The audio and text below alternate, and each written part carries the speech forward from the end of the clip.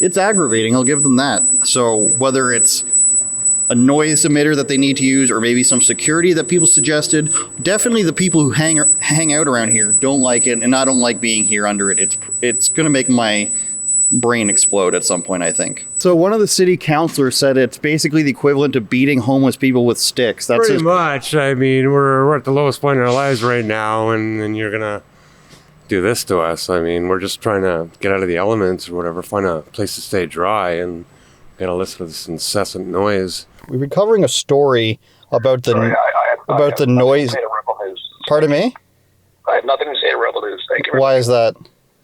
I don't believe in right-wing media. Thank you. Don't believe in right-wing media? That's interesting. He ended the call. He doesn't believe... That's an interesting statement. He doesn't believe in right-wing media. It doesn't exist, Olivia. I mean, I've never seen a better cold open than that. Hey guys, it's Andrew here. We're here in the city of Oshawa, my hometown, where there's this controversy brewing. There's a bridge with a lot of loitering and drinking that happens underneath it, and the city's erected some sort of noise box that emits a high-pitched noise. Maybe you can hear right now. Maybe you're not a dog and you can't. But we're gonna go check it out and see how people in the area feel. Is this cruel? Is this not cruel? Is it just and avoiding crimes in the area? Let's check it out. So City Councilor of Oshawa, Brian Nicholson, actually said that this is akin to beating homeless people with sticks. Now, I'm not sure this is actually the nicest thing to do for homeless people, but I think it's a little bit much to equate it to physically beating. Now we're saying that sounds are violence. Maybe it is, Olivia. Maybe I'm wrong. If I wanted to loiter around here, Olivia, I don't think I could. They're really cracking down on this area, but maybe it's good. There's a playground here. I think they're finally starting to get sick of people hanging out around City Hall, which is in that direction if you want to take a look. City Hall and the public library. I mean, we're about 25 years too late to be concerned about the status of downtown Oshawa, but maybe this is the start of something, but also maybe not. We are now traversing through the Oshawa Creek to get to this location. This is the Adventures of Andrew Says on Rebel News. You can still hear the pitch, the tone. And you guys heard it here first. If producer Olivia drowns in this creek, it was not me. All right, so we've located the noise meter, the noise emitter. It's two pulsating sounds, and it's pretty irritating. I'm not gonna lie. I don't want to be under here. Combined with the echo and the piss smells, it's pretty devastating. I feel like my brain's going to explode. I can see why people don't like it, even in the surrounding area. If you're walking by, it's pretty loud, but it seems to be specifically targeted in this area. Some of the gentlemen told us that people are planning on destroying it.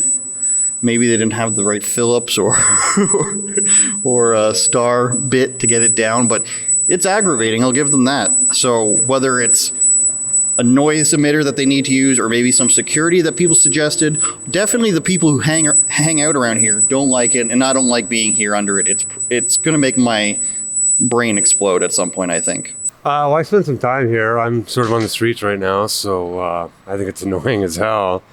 I don't know, torch is kind of a strong word, but I mean, it is, yeah, pretty annoying.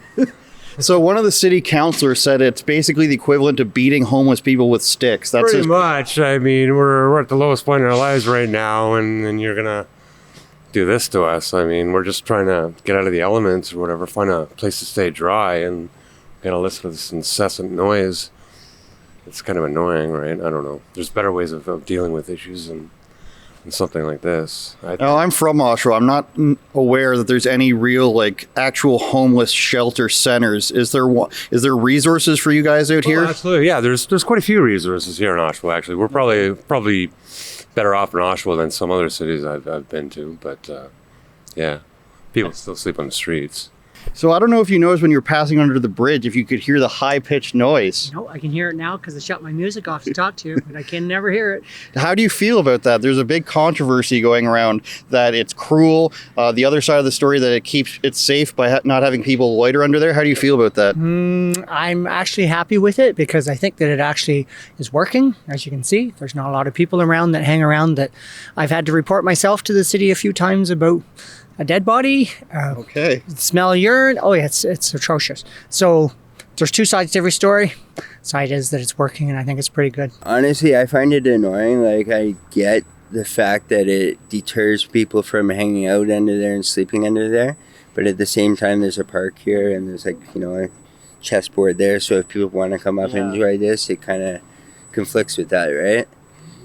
What do you think the city should do? Is there enough like resources for people who would be like making like sleeping under there, or do you think like they should do more of this stuff but elsewhere? How do you feel about that? I believe if they put more money into building structures for the homeless, we wouldn't come into issues like this. Maybe if they had more, security patrolling the area, it might help as well. But as for the noise, I believe they threw it out without getting like a go-ahead from the township or something. So one of the city councilors says it's the equivalent, and this is his words, not mine, to beating homeless people with sticks. Do you agree with that? I concur. Okay. So what that woman just told me, that she lives nearby and she's had homeless people sleeping in her yard. She even carries around a kit of what I assume is Narcan to sort of reanimate people if they OD. She also says they get robbed under there by other people on the street, or their tents get trashed. So she kind of sees where both sides are coming from. But what we're so far understanding is that obviously the people that hang out around here hate it, but the people who live nearby kind of think it's doing some good work. So we're going to head over to City Hall, see if we can talk to the city councilor, see if we can talk to somebody and give us some answers. Let's go. So Olivia, if you want to look to your left, we've got Memorial Park here in downtown Oshawa. Now it is tradition in Memorial Park for the homeless, the drug addicted, and alcohol addicted to hang out there. I'd imagine that's a suitable alternative to underneath the bridge. Now, I'm no scientician, but it looks pretty empty right now, so I'm kind of surprised. We're going towards the council chamber now. We're going to see if we can find anyone to speak to about the noise emitter, or the belly of the beast, Olivia. It's locked, so there's nobody in there, I guess. We're going to keep looking. Hi, is there anyone we can speak to publicly? About? We're doing a story about the noise emitter down the street there. Are there any council members or public relations people in the office? I think somebody has to come from corporate communications down to speak to you. So what I would do is go down one floor to Service Oshawa. They'll contact corporate communications to have somebody come and meet you. Okay. Okay? Thank you. Now, I was wondering, have you guys had people come in and complain about that noise emitter, one way or the other? I wouldn't be able to. I wouldn't. No? Yeah.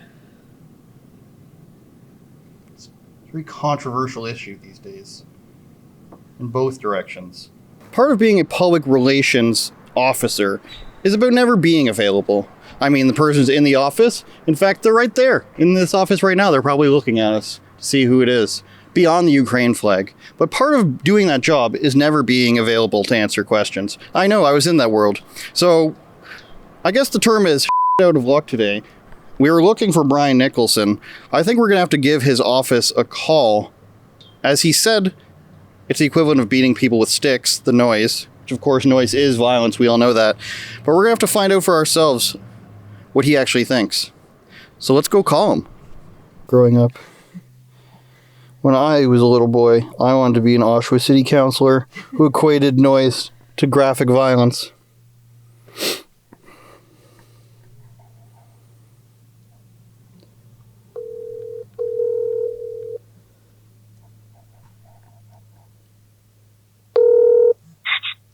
Hello, Brian Nicholson here. Hi, Brian Nicholson. I'm a journalist named Andrew Chapdos with Rebel News. We've been covering a story about the noise. To Rebel News. Pardon me? I have nothing to say to Rebel News. Thank you. Why is that? I don't believe in right-wing media. Thank you. Don't believe in right-wing media. That's interesting. He ended the call. He doesn't believe. That's an interesting statement. He doesn't believe in right-wing media. It doesn't exist, Olivia. I mean, I've never seen a better cold open than that. So we ventured out here to Oshawa. I even wear my custom Sonic Says shirt. And no answers at Oshawa City Hall. No communications people. City council's not here.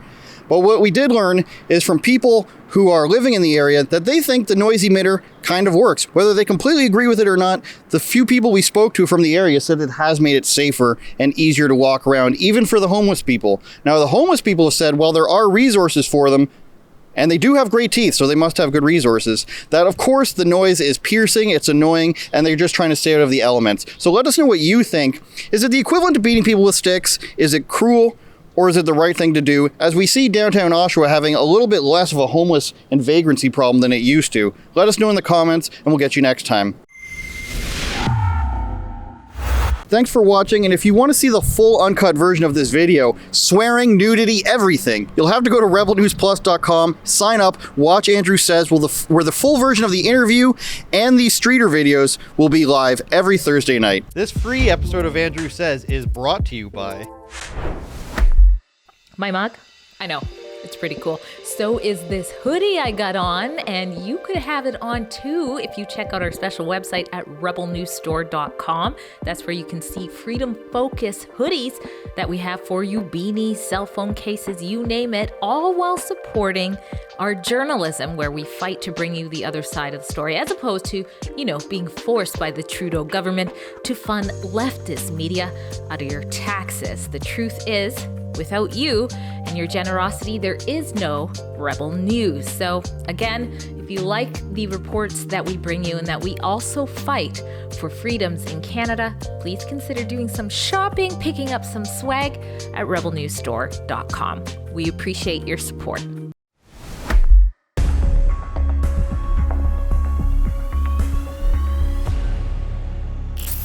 And everyone else, right? And then what's next? Someday everyone wants to try to hate them. Or to have protests in front of hospital bays where guys are coming in with their heart, the old dad. It's big, for Christ's sake, get out of the way. But I don't know. I guess what I'm saying is that I'd like to put those people on a plane and fly them to the Congo. Like the DR Congo. And then they can get off, and 14-year-olds can fire AK-47s at them. Boo! And they can know what it's like to live in your geotherapy. Matthew Good, welcome to the internet, my friend. Now, he says he wasn't talking about unvaccinated people. The word doesn't appear in the video. I mean, that's fine. You didn't say those words. We'll give you that for the sake of the argument. But who are you talking about, Matthew Good? These people you claim blocked hospital bays? Where did you hear that from? Was it Doug Ford who lied about that? Was it some BC politician who also lied that these weren't nurses who were fired so that they actually would block? Why would they block the hospital, is what I'm trying to say. Did this happen in Canada? You have absolutely no idea what you're talking about, I'm afraid. It's very unfortunate, Matthew Good. If you want to play this game where no one can possibly know what you mean, that's fine. But it's not realistic. But who are the people who you say are thinking they're living under tyranny? Who I have no idea who that must be. What would they be protesting about at hospitals? What government action would they be calling tyrannical?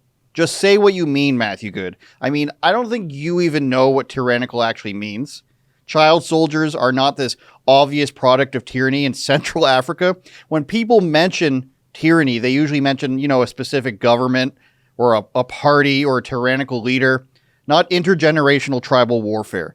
If you want to use your platform to spout what you want to believe is some sort of intellectual prowess you have on a stage in front of your audience in a funny hat, you'll have to be held to a higher standard, I'm afraid. Matthew Good, stand by what you said.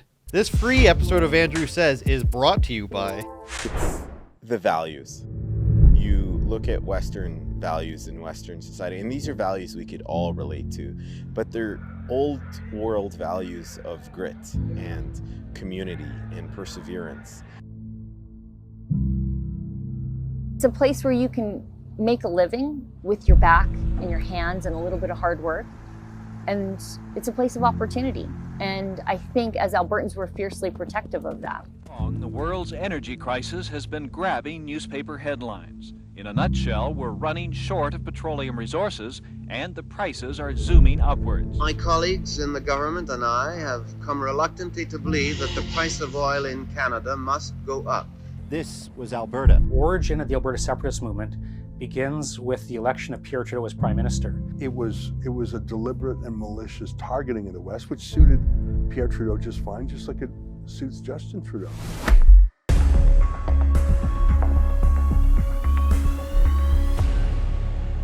Welcome back to another special episode of Andrew Says. They're all special, aren't they? New set, new David Menzies. Welcome to the studio, David. I think same old David Menzies, unfortunately. Okay, same young David Menzies. We're both wearing blue, unfortunately. That was not coordinated. But we did ask him to dress as the guy from Jurassic Park, so we did do that. Go ahead and throw up the father from Jurassic Park 1. We'll go ahead and put that on the screen now. We've got producer Efron filling in for producer Lincoln, who is in Argentina. Efron, how are you? Doing good, and thanks for having me on. Appreciate you. We're going to get to some breaking news that David Menzies is champing at the bit to get to.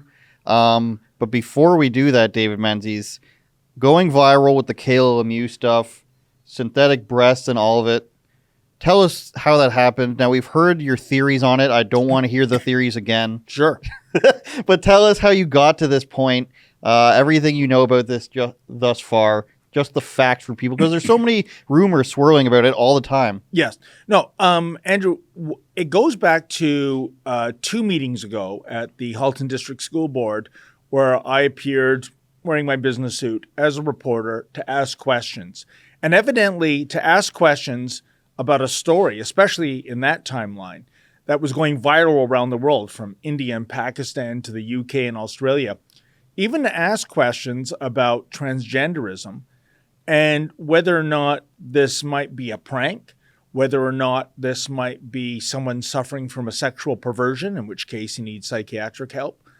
The board just buries its head, much like most of the mainstream media, and hopes it goes away. Mm-hmm. But it's not going away. So when I asked the question, they ran like ferrets out of the headquarters.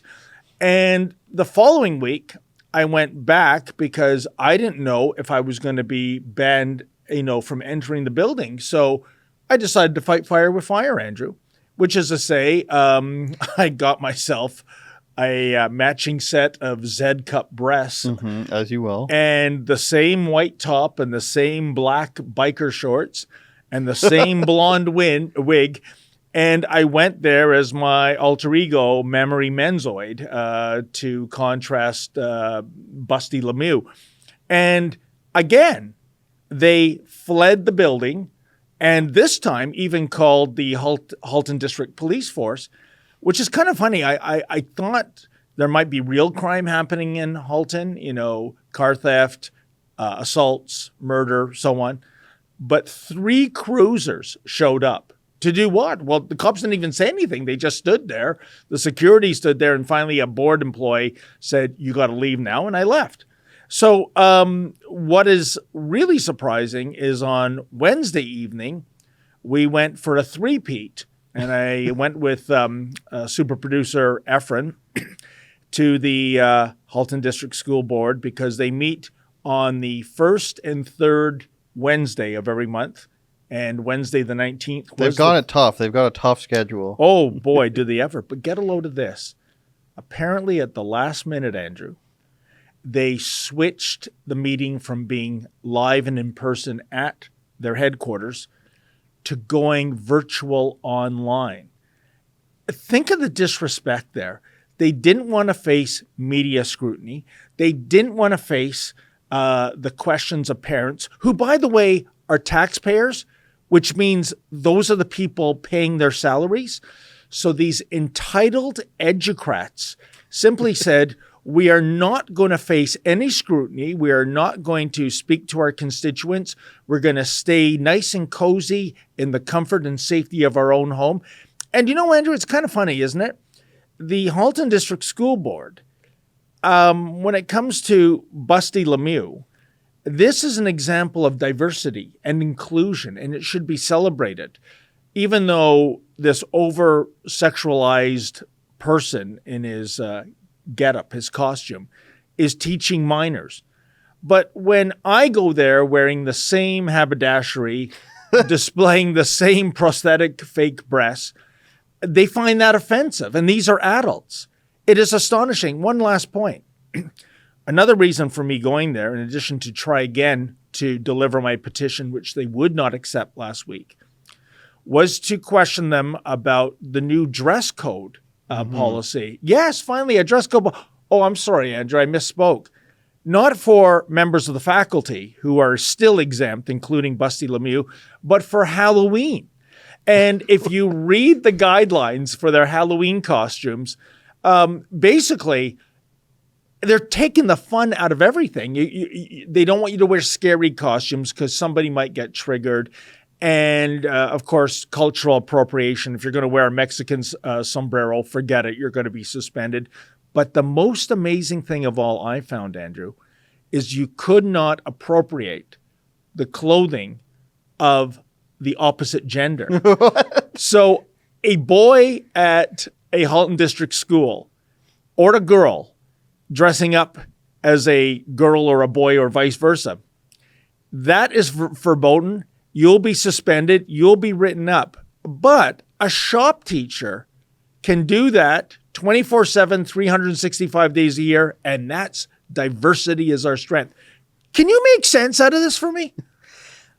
These kids are just going to have to say that they're doing it, legitimately and sincerely when they cross-dress for Halloween, if they want to do that. You know what? You're brilliant. And it just so happens to be a coincidence that it occurred on Halloween. And when they go back to the regular clothes on November 1st, I'm gender fluid. Now, I'm told that there is some unearthed footage of you, much like Sasquatch. Producer Efron, you said you were in this video. I don't think we have it, but I liken it to the description I heard. The famous Patterson footage is the footage of the guy in the Sasquatch outfit. He walks a lot like John Taffer now that I mentioned. John Taffer's all wrists and bar rescue. No, you're quite right. On the Rebel Tips line this morning, a lady reached out to us and she said, my house backs onto the Halton District School Board property. And I'm paraphrasing, but she said, it looks like Lemieux showed up to complain or something, and he was locked out. But I took some video footage, and you're right. It's like the Sasquatch film from the 70s. And I'm watching the footage, and it's, oh my goodness, it's me and super producer Efron. And I'm walking along with those enormous silicone breasts bouncing up and down. And I got a good laugh out of it. I guess now I imagine Lemieux must be on the defense of, he must be going out to social media going, no, that wasn't me. That was some other freak with enormous breasts and some other very attractive gentleman. This is what he would have to say. Some other completely normal and attractive individual. There was a lot of comments on social media. Instagram were the ones I told you about, where people legitimately just thought it was him, he, her, they, just going to the school board meeting. But it was not. It was David Menzies. Yes. I'd wager tens of millions of views on this video. So great job. Wow. Well, thank you. Most people did. If they didn't think it was Lemieux, they got that it was immediately. And I saw people coming to the defense of you in comments saying this is obviously to showcase how hypocritical the school board is. You're happy to have a person sit in front of your kids and teach them, albeit probably poorly, the way he has to operate the machinery like this, I guess. But a man dressed the same way is not acceptable in your meeting to talk, because they're going to be the arbiters of truth. They're going to be the ones who determine who is doing it wholeheartedly and who is doing it for a point. They get to decide, not the person even. And Andrew, you've touched upon a very important point here. Forget about the Ministry of Education weighing in, and I understand the ball is in play in terms of coming up with a dress code for teachers in Ontario, because right now dress codes only apply to students. I don't know how that makes sense. I guess they never figured they were going to have some male teacher wear Z-cup bras or Z-cup breasts in sheer material. But like I said, forget about the Ministry of Education. Where's the Ministry of Labor? You talked about Busty Lemieux in the shop class. He's breaking every rule in the book when it comes to shop safety. Long sleeves, hair not put up in a bun, jewelry, and those prosthetic breasts getting so close to a circular saw, it's an accident waiting to happen. Tell me, is enforcing safety for an allegedly trans person, would that be deemed as transphobic? It's against Whymus, I believe. I'd like to share an anecdote of my oldest brother, Dan, sharing a story of when he said, I don't know if I remember it accurately, but he said that the guy, their shop teacher in high school, we went to the same high school. I think he was there briefly, though. The shop teacher explaining how not to cut off your finger, cut off his finger during the presentation of how not to cut off his finger. No way. The guy, yeah. This is who was his teacher. I don't know if he witnessed it or the teacher he had previously cut off his finger. So somewhere out there's a shop teacher who cut off his finger when trying to teach people how not to cut off their finger. How did that happen? The circular saw. Wow. Well, it's amazing. I went to grade 7, not very far from our studio, actually. School on Recently, you got your grade 7, you're saying? Yeah, that's right. A school on Dufferin, which used to be called C.B. Parsons. It's something else now. And what I always remember from shop class is the shop teacher, somebody went to wash their hands, and when he pulled down the paper towel, it was 16 and a half inches of paper. And for the rest of the school year, that was posted on the board, the length of the paper. The kid never got to use it. And it was about the outrageous excess waste of using that much paper towel to dry your hands. We had a shop teacher for a couple years. I eventually had a shop teacher who was my baseball coach, which we really liked. But we had a shop teacher our first year, and writer Dave was in my class. And we had a very angry shop teacher named Mr. Redmond.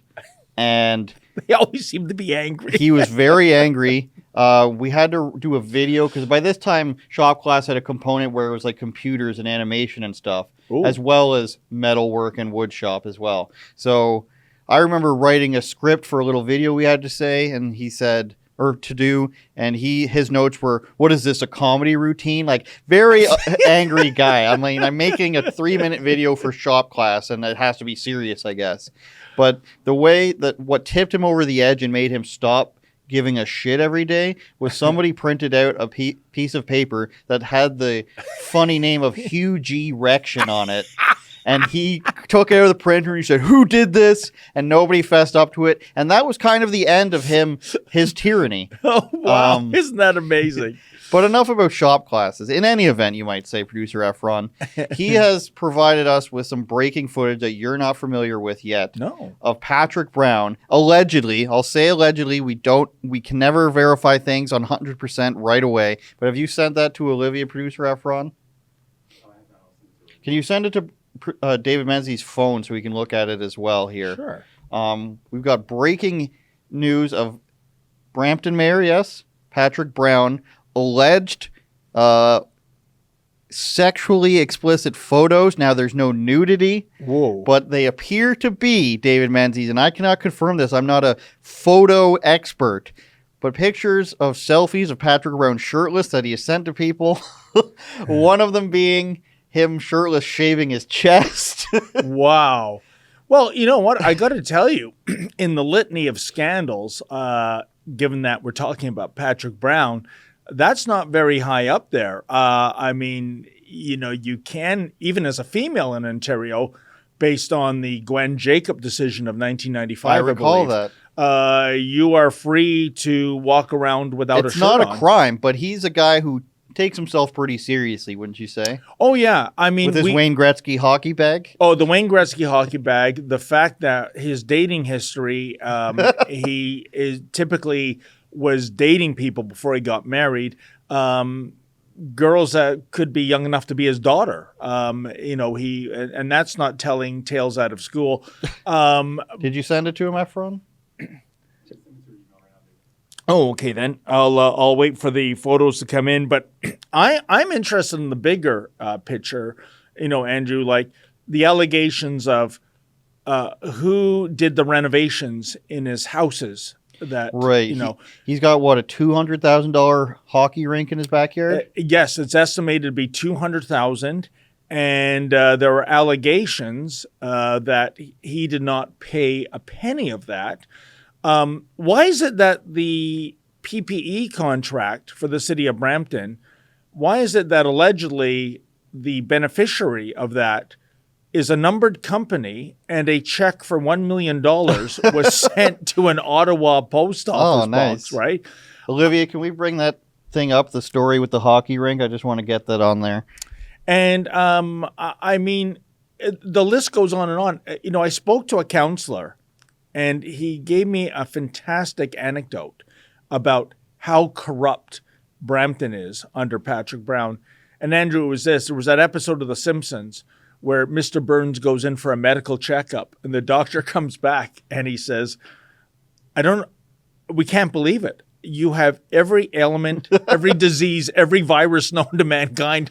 We don't even know where to begin in terms of fixing you. And that's Brampton right now, as our beloved colleague Sheila calls it.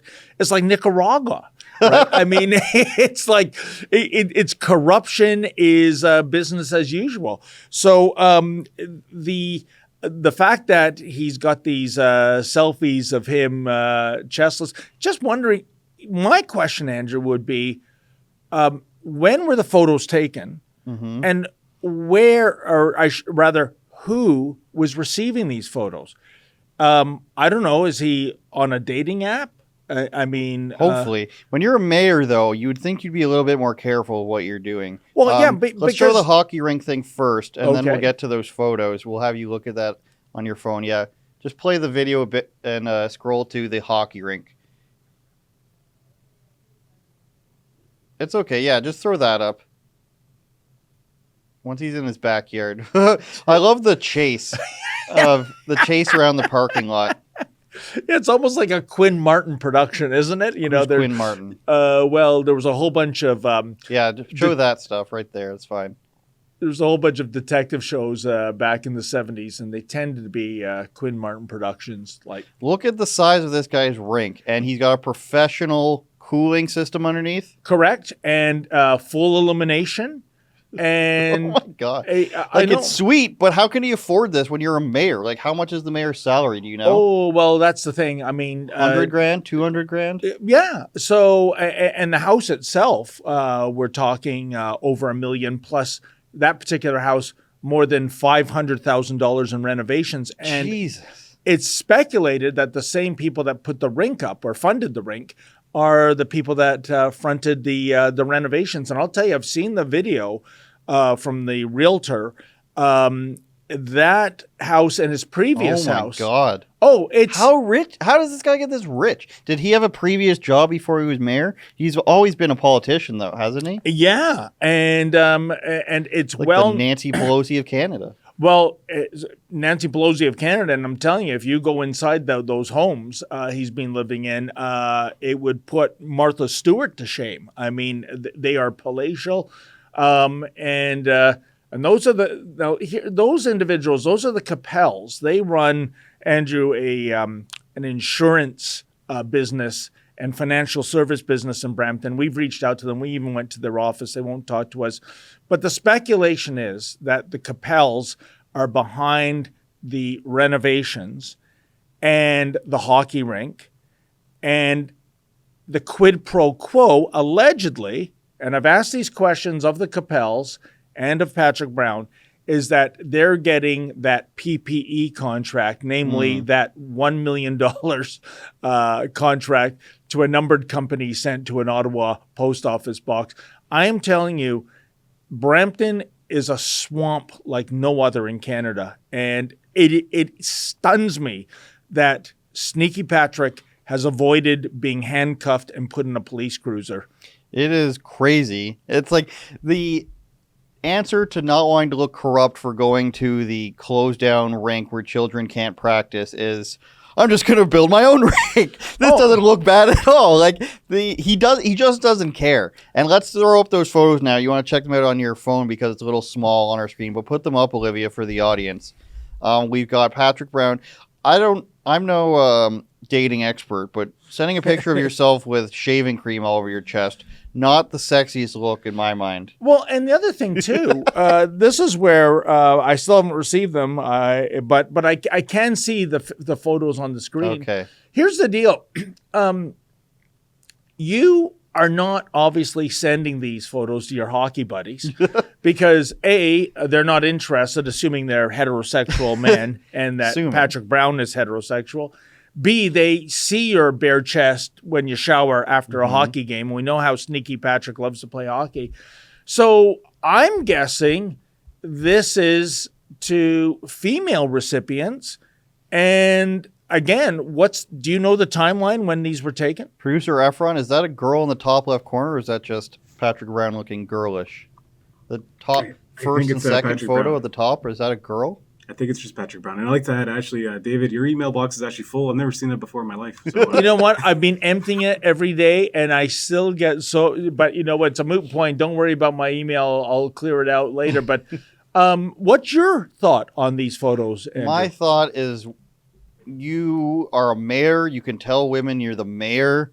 You can show them your gigantic mansion, send pictures of your mansion, of your hockey rink, which is probably going to have change rooms and a sauna attached to it, if I'm not mistaken. Because I knew a girl growing up who was rich, and she had a pool and saunas in her backyard. Certainly Patrick Brown can afford that. He should be using these things as opposed to mid-chest shave photos to attract women. And if this is to his girlfriend, then I guess shame on her for sharing these after the fact, kind of breaking a trust rule. But whoever this is that he's sending these to, Patrick Brown, just do better. Just do better, man. You've been in politics for a long time. You can't be this dumb. But I posit, and have posited, David Menzies, that he is the dumbest politician in Canada. You know what? He makes many foolish mistakes. My source that has been informing us of all the shenanigans, and Andrew, I can tell you, my source is batting 1,000. He has never been wrong. I can't say who it is, but the information always pans out. It's just his alter ego. He's schizophrenic. Well, and then he's just like texting you on the side and then forgets about it. Well, my source, I'm not a psychiatrist, of course, but my source thinks that Patrick Brown is a sociopath. That he is absorbed with himself. He's a narcissist, kind of like Justin Trudeau. But one of the phrases he used is that, he could put on a clinic for Paul Bernardo.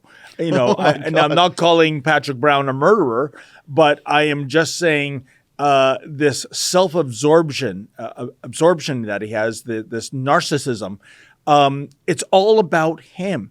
But you're right. And my source says this too. He makes mistakes. He gets greedy. He gets sloppy. He burns people just for the sake of burning them. Mm-hmm. And that's why you get these leaks. That's why people are probably doing it to him. You're right. Yeah. And I have no idea who your source is. I don't think you've ever told anyone. I have not.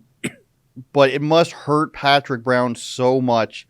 Not even hurt him emotionally. It must anger him to know that somebody in his inner circle somewhere is just giving up the goods all the time. He kind of deserves it. Yes. And more. He deserves a jail cell, as far as I'm concerned. And remember, this is the guy that was able to. He found out one of the counselors would be out of town. Had a meeting convened within a couple of hours. He knew he'd have a majority, and it was to cancel all the future council meetings until after the election. Because guess what, Andrew? There was forensic accounting motions coming up. Brampton University is an absolute scandal. I didn't even know there was such a thing. Well, there isn't, and that's the point. There is no such thing, but there's a bunch of consultants that have been paid hundreds of thousands of dollars in terms of this university being concocted.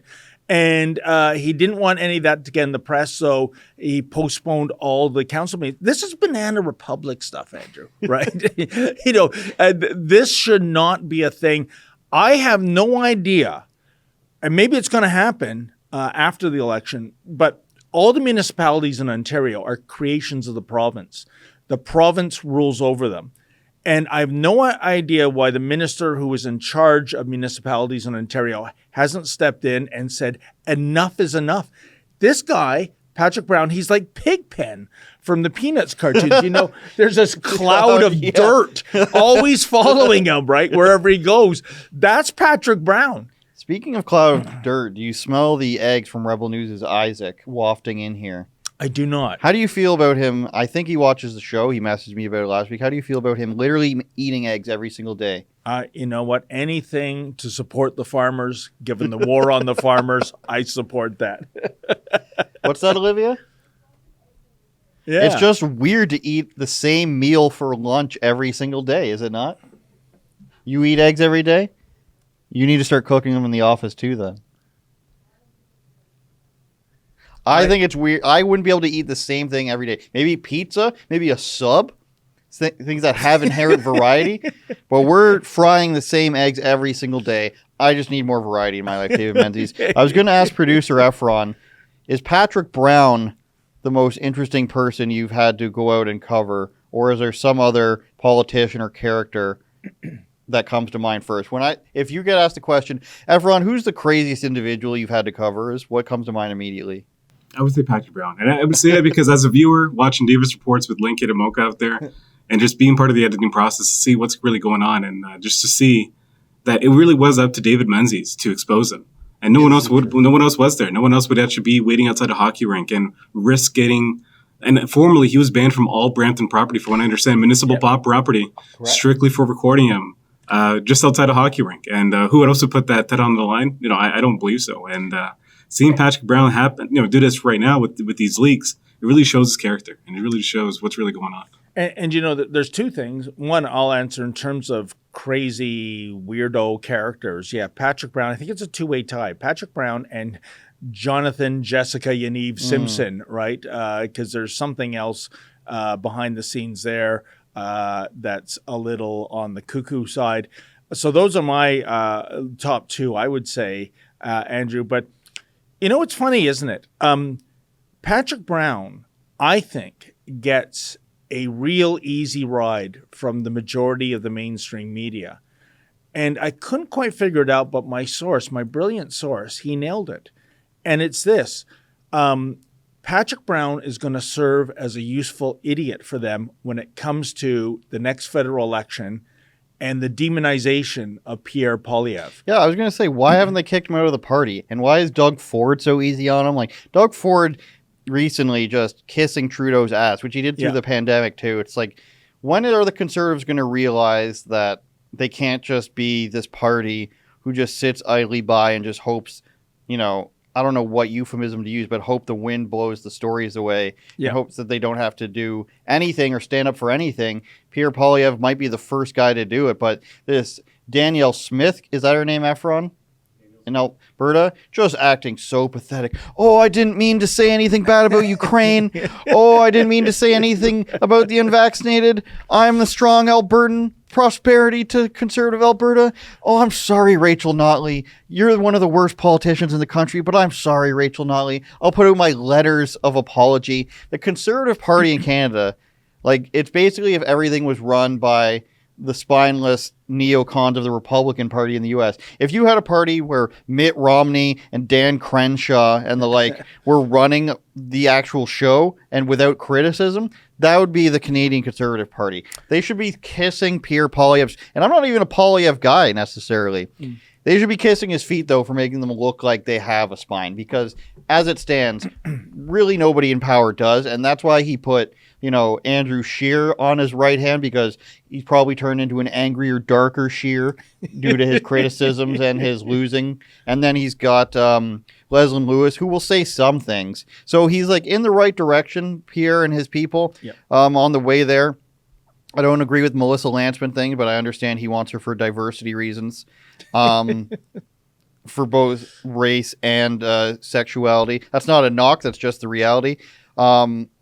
But I think they're on the way there. But in terms of letting Patrick Brown slide, letting Doug Ford slide, there's not I support more infighting is what I'm saying. You know what, Andrew? I would challenge you there with Patrick Brown and the Conservative Party of Canada, because remember, they disqualified him, right? And I think there's now litigation between the two parties over that disqualification. But, here's the thing. When it comes to the media angle of going soft on Patrick Brown, like I said earlier, when the election comes, they know Patrick Brown has a huge chip on his shoulder. First of all, he gets thrown overboard in January 2018 as the leader of the Progressive Conservative Party of Ontario, that palace coup. It was so pathetic. I've never seen anything like it. He's just standing there. There's not even, his communications person by his side. He was completely abandoned, walked down the tradesman's entrance of Queen's Park and into a salt-covered minivan to scurry off into the night. It was exceptional. So he loses, and he was going to be the Premier of Ontario. Absolutely. I don't think he would have gotten the majority Ford got, but he was going to win. Secondly, who knows when it comes to, the votes this guy tends to drum up. He's very good at playing the game. We could have seen some kind of cosmic fluke where he becomes the leader of the Conservative Party. I think the federal Conservative Party realized this will be a disaster because I don't think there's a conservative bone in Patrick Brown's body. He is a true fake conservative. He shouldn't even be in that party. Exactly. So they got rid of him. So when election time comes, CBC and the Toronto Star, they're going to reach out to Patrick Brown and say, hey, what do you think about Pierre Poilievre saying this or that? And who knows, maybe Patrick Brown's going to dredge up something because there is a grudge there. There will be a vendetta against this man.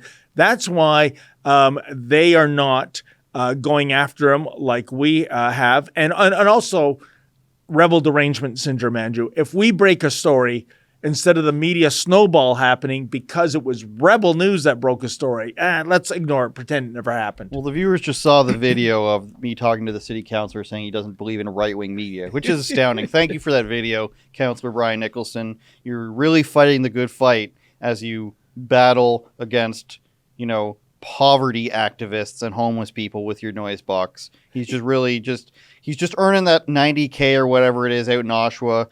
Like I said in the video, when I was growing up, I wished I could be a Oshawa city councillor who battles homeless people and poverty activists. Andrew, I don't understand his statement. I don't believe in Rebel News. He had fear in his voice because he probably knew he was talking to a person who'd be recording him. And but my problem, he might have been asleep. He sounded like he woke up too. No, but Andrew, here's the thing. I fully believe that he doesn't like us, that his politics go against our politics, perhaps, however you want to frame it. But when he says, I don't believe, that's like him saying, you know what? I don't believe in gravity. And I'm going to walk off the roof of my townhouse and just float to the ground. And of course, what would happen is he would break every bone in his body when he falls violently. So the fact that you don't believe in Rebel News, the fact that you don't believe in gravity, we still exist. We are a thing. I think I sent you that ad from the 70s, yes. The peanut butter ad. Yes. Do you believe in peanut butter? Clap your head. I wonder if this Nicholson believes in peanut butter. I think he was just nervous and he said something that didn't really make sense and he wanted to get off the phone. He's probably just not a bright guy, not used to answering actual questions. And the PR people at Oshawa City Hall. By the way, they were only flying a Ukrainian flag there. There was 3 flagpoles, Ukrainian flag in the middle, no Ontario, no Canadian flag.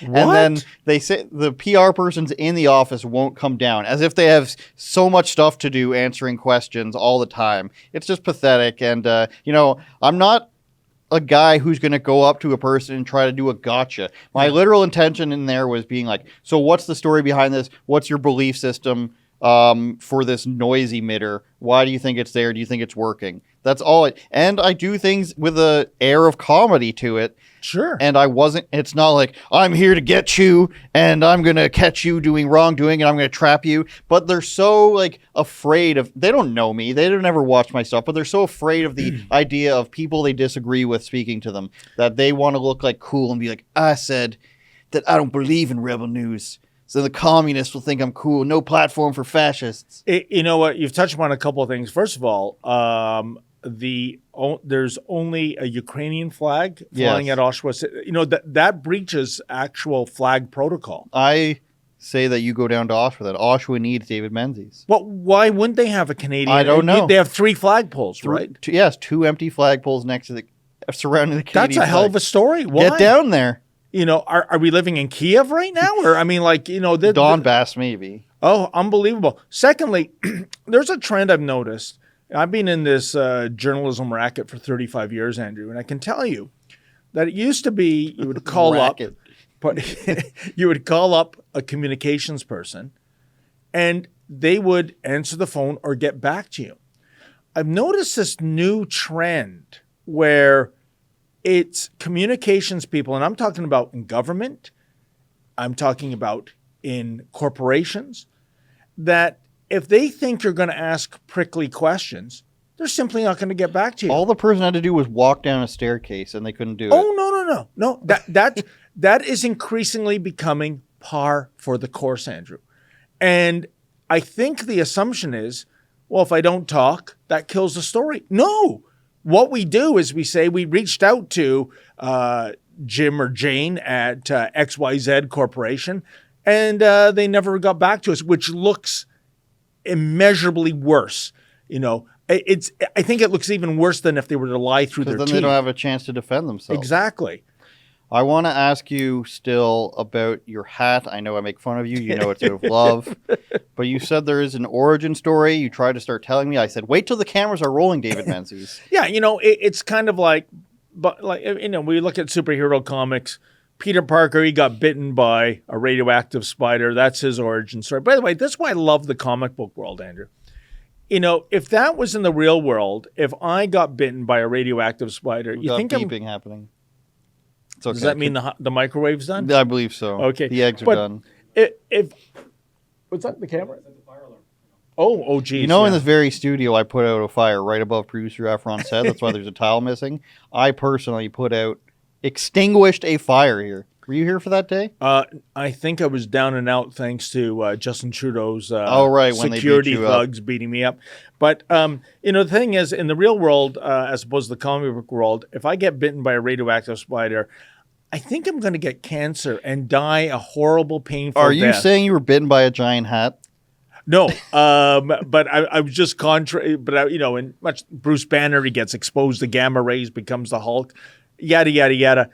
The origin of the hat, Andrew, is that in the summer of 2020, when the Yahoo Nation protests were happening at Toronto's Queen's Park, I was on this traffic angle getting a long shot, and I'm not sure if we filmed this or not, but there was a female reporter from the CBC, and I looked in her direction, and suddenly she started running backwards in high heels, and I got concerned for her safety because she was getting right to the edge of the traffic circle. And if you look at Queen's Park Crescent, some people drive around that like they're in a NASCAR race. And I didn't want her to, go into traffic. And I said to her, I said, what's wrong? And she said, your hair. Now, remember the context. In 2020, barbershops had been shut down, right? So my hair was pretty unkempt. It wasn't as beautiful as your hair right now. And I said, what do you mean? And she said, it scares me. And I'm thinking, what am I, the Frankenstein monster here, right? And she made me so self-conscious that I went to a shop, bought a hat to cover my unkempt hair so that I don't frighten any more CBC reporters. I guess there's no chance of her going to the Afghanistan Bureau covering a war or anything like that. But there's your tax dollars hard at work, Andrew. You inspired, I think, producer Mocha to wear hats of similar type as well, I believe. You know what? You look back at the 50s, because I think in the 60s, there were, and of course I wasn't born in the 50s, but I think in the 60s you saw the drop off of hats happening. But back in the 50s, it was very exceptional for a guy to go out without a hat, right? And, there is a degree of class to it, of style. So, fashion recycles itself. So maybe... how about bring back the hats and enough with the ball caps already? I think it's a 30-year cycle, personally, maybe 20. You see the bell bottoms circle around. You see tie-dye circle around. You see so many things circle around. Crop tops, midriffs are back. Yeah, it is a 20-year cycle, I understand, and you're right. And I've got a perfect example. In the early 90s, to my horror, bell-bottoms were coming back, and that goes back to the early 70s. And I never thought that would happen. I don't think there's any hope for two things when it comes to male fashion: the powder blue tuxedo and the polyester leisure suit. I don't know if that's ever going to come back, but who knows? I mean, it came back in a form of like, producer Efron will know this, of like tracksuits in the early to mid 2000s, the Sean Johns and such. Yes. It looks like you took a velvet rope from the bank and then created George Costanza, for example, wanted to be wrapped in all velvet. And this is a great way to end the show now, I think, David Menzies, on velvet suits. You watched the uncut video. You're watching and have now watched the uncut interview. RebelNewsPlus.com is where you get it in full. We forgot to do the part where we cut off the premium version, so maybe we're going to have to backtrack and do that. But I'll leave that up to the powers that be. Producer Efron, anything left to say? David Menzies capers and everything. How does it make you feel? What do you want to end on here? Let's just end on Patrick Brown. He's going to keep running, and I think we have to keep reporting on what's going on because viewers trust us for sneaky Patrick Brown coverage. And with all this coming out, who knows what's next? If this is really leaking from his inside circle, what's going to happen with the next race? He's going to be the mayor race is next Monday. So viewers will actually find out the answer by the time they watch this the day after. What's going to go on? And you know something? My fondest memory of a caper with Efron, it was a week-long assignment in Mexico to cover the caravan. Remember, 1 million people were on the march to the U.S. border saying, we're here and we're coming in. And because we had a strong president back then, Donald Trump, no, you're not. And when Efron says the viewers trust us, I really do believe that to be true, Andrew. And that migrant caravan, boy, did that expose one of the biggest media lies ever uttered in the year of 2018, which was half the participants were children. That is categorically false. Maybe 1%. You could barely see a child anywhere. And we were embedded in that caravan for several days. What is the CBC's definition of a child? A 35-year-old able-bodied male? Because that seemed to be the prime demographic of these caravan people. How can you, Andrew, seriously, how can you get that so wrong that a demographic that was less than 1% of this caravan got elevated to 50%. Anytime you have people migrating en masse, the leftist media will tell you how many children there are in it. Anything to do with the border, whether it's the Mexican border, the Palestinian-Israel border, the border of Romania with African migrants, or coming up through to the English Channel. It's always, please help the poor people and their children or else you're a monster. But you heard it here first, folks. David Menzies smuggled producer Efron, disguising him in tattered rags as a South American expatriate, and got him across the border successfully, it sounds like, through a tunnel. Yeah, and at no point did Efron appropriate the haberdashery of the Frito Bandito. That is completely politically incorrect. Rumor has it David Menzies dressed up as the Mexican mouse from Looney Tunes.